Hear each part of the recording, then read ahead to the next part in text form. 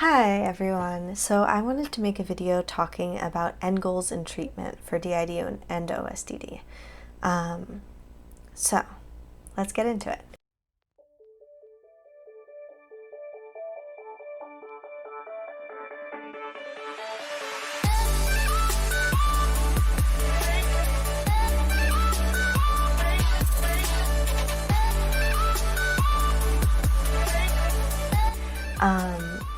It's Charlie. Hi everybody, I'm the host of our system, and so for a long time final fusion, was viewed as the only potential outcome or the only potential treatment goal for systems. Now fusion refers to when two alters become one. When two alters merge and create a new alter. This new alter is their own person. They do carry some memories and some characteristics of the two alters who came before them, but they are their own new person. So now, over time, in a system can fuse all the way down to one identity. So the treatment goal for a long time was viewed as getting rid of DID or OSDD by getting rid of the alters and fusing down to one. Now I want to start this off by saying fusion is a very, very valid thing to pursue. Fusion is a very valid treatment goal. But there are some flaws in that thought process that people had for a long time. So let's go over those. Firstly, DID is much more than just the alters. We're going to make a video on that soon. But DID is much more than just the alter disorder. There's so much more that comes along with it, and just because you have fused down to one does not mean you've gotten rid of this disorder. Secondly, even if you do fuse down to one, your brain learns this coping mechanism as a child, yes, but you can split throughout your life. Once your brain learns how to split, it will continue to do that as a response to trauma and can do that for the rest of your life. So even if you fuse down to one, even if you get rid of your alters, if you go through trauma again and your brain's response is to split a new alter, you can split again and once again have multiple alters. So you can't get rid of this disorder. Fusion, even if you get all the way down to one, does not get rid of this disorder. There are also really important things to be careful of when you're talking about fusion. Fusion comes along with shared memories. When two alters fuse, one might carry trauma memories that the other one might not be ready for. When they fuse, the fusion result of the two of them might really struggle with the knowledge of those trauma memories and might really, really have a hard time coming to terms with that. They might not have been ready for that, especially if the fusion was a forced one, which when you're trying to push for fusion in therapy instead of letting it happen naturally, that can happen before you were ready. Again, I want to be very, very clear. Fusion is not a negative thing. Fusion in many ways is a very positive thing, and when it happens naturally is almost always a sign of healing. Forced fusion has been something that's happened for a long time in our community and often can be very destructive. So there needs to be a lot of care in the therapeutic approach, and that's what we want to convey in this video, is that there needs to be a lot of care if you are actively deciding to pursue fusion, that you're not trying to force it before your system's prepared for it. Now, once people started realizing, okay, fusion doesn't get rid of this disorder, and there are also other options for healing, functional multiplicity came out as another potential healing end goal. Now this is the goal of learning to work with your system collaboratively and learn how to coexist and function in a healthy way.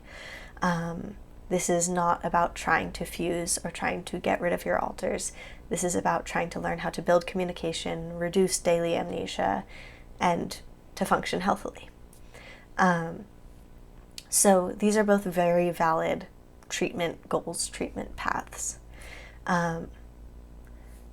Our system, to get into my personal views, we think that honestly, both of these, having these as your goals, is not really healthy. I think that making your goal about whether you stay multiple or whether you fuse is trying to control a factor instead of trying to get to the root of it.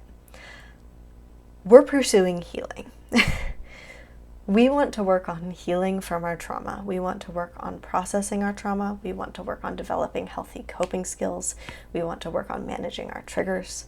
We want to work on healing. If fusion happens naturally as a result of that, when it happens naturally in the general course of things, not forced, we will embrace that and we will not fight that. But we're also not going to push it. We have in the past forced a fusion, and it actually caused another split because we weren't ready for it. Those alters weren't ready for it. And that actually ends up causing way more harm because not only was it a wash in how many alters you have in your system, so if your goal is to have less alters in your system, you end up with the exact same amount. But not only is that new alter as a result of a fusion a new alter who you're having to learn how to form communication with and everything, but there's a brand new alter from the split that is even more fresh because you don't have the history with the people who created the fusion. There's a brand new alter from new trauma from the split who you have to start from square one with. So forcing fusion is a really dangerous thing, in my opinion. I think that fusion is a wonderful thing when it's allowed to happen naturally. I think that fighting fusion is a bad idea. I think that there's also a lot of people who are very anti-fusion and very anti-recovery in our community right now, and I don't think that that's healthy, and I don't think that that's positive, and I want to be very clear in this video that that's not what I'm saying. I just want to be really clear that for a very long time, I think that therapy for this disorder was focused on trying to force an outcome that wasn't actually about healing from our trauma. It was about trying to deal with a surface level thing about this disorder that isn't actually getting to the root of it. And I think that that's not actually, and I'm not an expert. To clarify, to remind everyone, to be very clear, I am not an expert.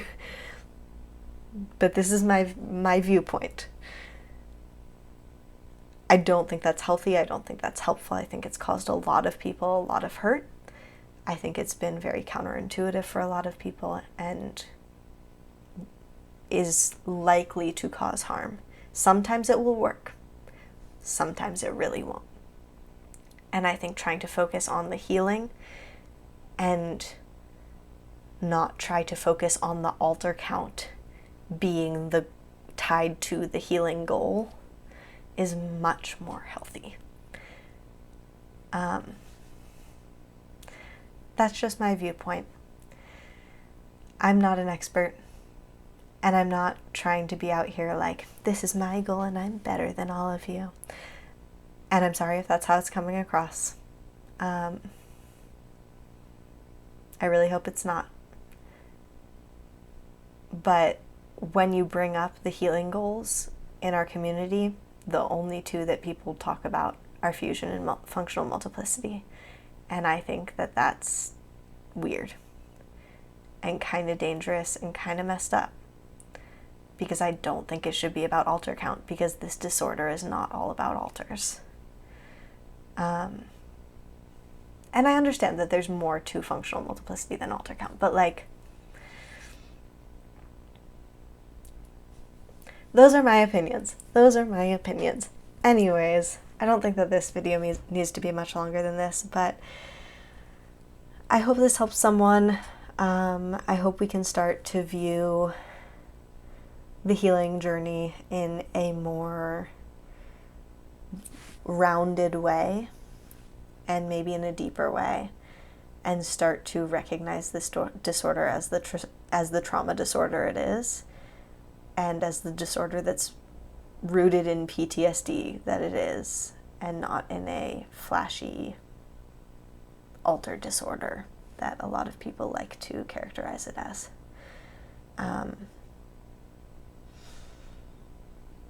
Anyways, those are my thoughts. Have a good day. Take care of yourselves. Bye.